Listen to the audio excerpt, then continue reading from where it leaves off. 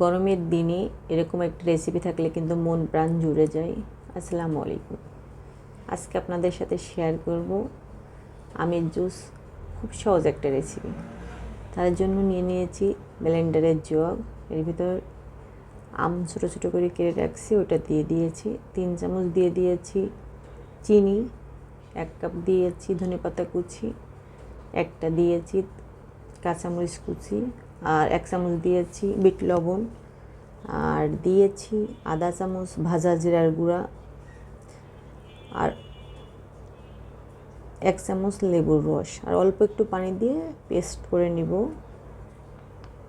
এখানে বেশি পানি দিলে কিন্তু পেস্ট হবে না সুন্দর করে। দেখেন সুন্দর পেস্ট হয়ে গেছে। আপনারা চাইলে এখানে পুদিনা পাতা অ্যাড করতে পারেন ধনে পাতার সাথে।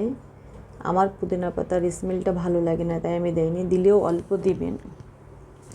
এখানে আমি ঠান্ডা পানি দিয়ে দিলাম, দিয়ে আরেকবার ব্লেন্ড করে নিব।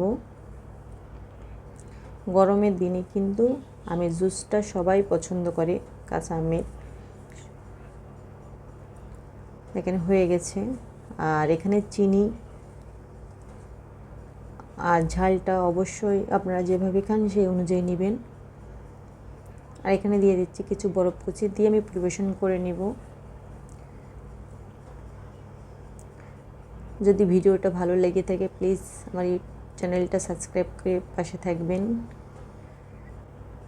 আমি একটু লেবু আর ধনেপাতা দিয়ে পরিবেশন করে নিব।